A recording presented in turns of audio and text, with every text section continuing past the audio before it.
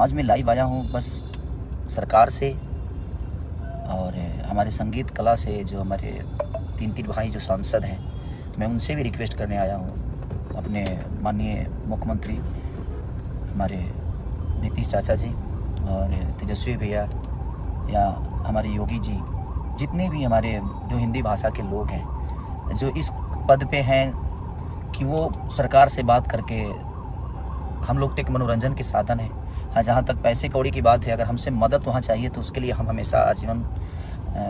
खड़े रहेंगे। जो हमारी सक्षमता है, जो हमारी संपूर्णता है कि जहाँ से हम हैं वहाँ से हम हमेशा खड़ा उतरेंगे। लेकिन जो तमिलनाडु में हमारे भाषा, हिंदी भाषा के लिए, लोगों के लिए हो रहा है, तो जो हिंदुस्तान का भाषा है, आज उसी हिंदुस्तान में हिंदी बोलने वालों पे इतनी बड़ी प्रतिबंध लग रही है, उनको मारा जा रहा है, काटा जा रहा है, जिसमें सबसे ज़्यादा संख्या हमारी यूपी बिहार के लोगों की है। तो मैं बस अपने जितने भी मेरे मनोज भैया, रवि भैया, दिनेश भैया, मैं सबसे प्रार्थना करता हूं कि आप लोग प्लीज़, क्योंकि आप लोग सरकार में हैं, तो इस चीज़ को आप लोग जितना चाहेंगे तो इस सरकार से वो सरकार बात करके और हमारी हिंदी भाषा के लोगों के लिए और अपने यूपी बिहार करके खास करके लोगों की मदद हो सकती है। हमारे नीतीश चाचा माननीय मुख्यमंत्री हैं आप, और तेजस्वी भैया उप मुख्यमंत्री हैं, आप सबसे मैं रिक्वेस्ट करना चाहता हूँ कि प्लीज़ आप लोग चाहेंगे तो कम से कम ये जंग जो है बंद हो जाएगी, और उसका देन कहीं ना कहीं हम सभी हैं। क्योंकि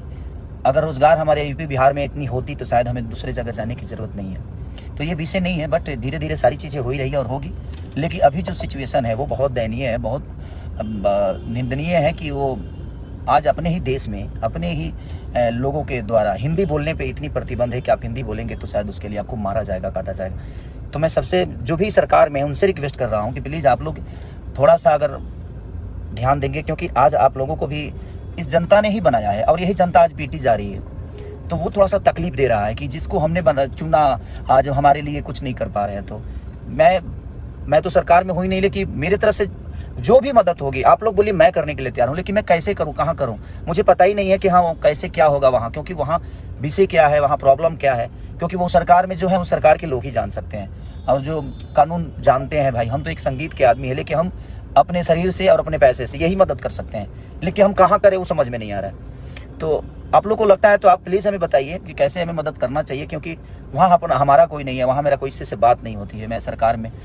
सरकार के हिसाब से मैं हूँ नहीं, मैं एक गायक हूँ या मैं एक एक्टर हूँ। तो एक एक्टर के तौर पर मेरी पहुँच जो है वो संगीत तक ही है। और हाँ, बिहार में चीज़ें होती, यूपी में होती तो मैं समझ सकता था कि वहाँ पे मेरे अपने लोग हैं और वहाँ मैं अपनी चीज़ों को पहुँचा सकता था, लोगों का हेल्प कर सकता था। इनकेस की दिल्ली तक, दिल्ली कलकत्ता, यहाँ भी लोग हमारे अपने हैं, मुंबई हैं, तो जहाँ पे हैं वहाँ पे हम सक्षम हैं, जो वहाँ पे किसी की मदद मुझे नहीं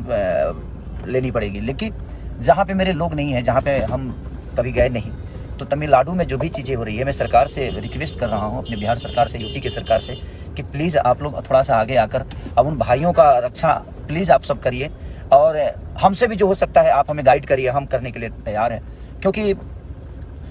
जिन्होंने हमें भी बनाया और आप सबको भी बनाया, ये सरकार अगर बनी है, चाहे यूपी की सरकार हो या बिहार की हो, ये कहीं ना कहीं हमारी जनता के बदौलत बनी है। उन्होंने आप सबको चुना और आज वही पीटे जा रहे हैं और अपने ही देश में पीटे जा रहे हैं। तो इस पे मुझे लगता है कि ये संगीत से और एक इंसानियत से बढ़ की चीज़ें है कि हमें लगता है कि एक इंसान होने के नाते हम सबको आगे आकर और इस मुद्दे पे बात करनी चाहिए और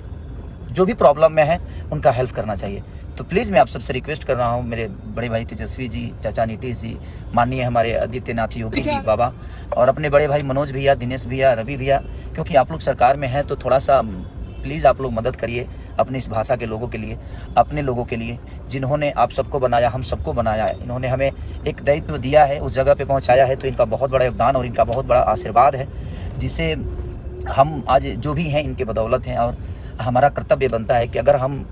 किसी एक घर का गार्जियन की तरह, अपने बेटे की तरह, जिन्होंने हमें बनाया है, हमें अपना इतना बड़ा साम्राज्य दिया है अपने भाषा के लिए, तो हमें प्लीज़ हमें करना चाहिए। हम सबको आगे आकर इस विषय पे अगर हम छोटी छोटी प्रयास करेंगे तो शायद ये चीज़ें बच जाएगी और हमारे भाई सुरक्षित हो जाएंगे। तो ये आवाज़ उठाना बहुत ज़रूरी है कि हम सबको आवाज़ उठाना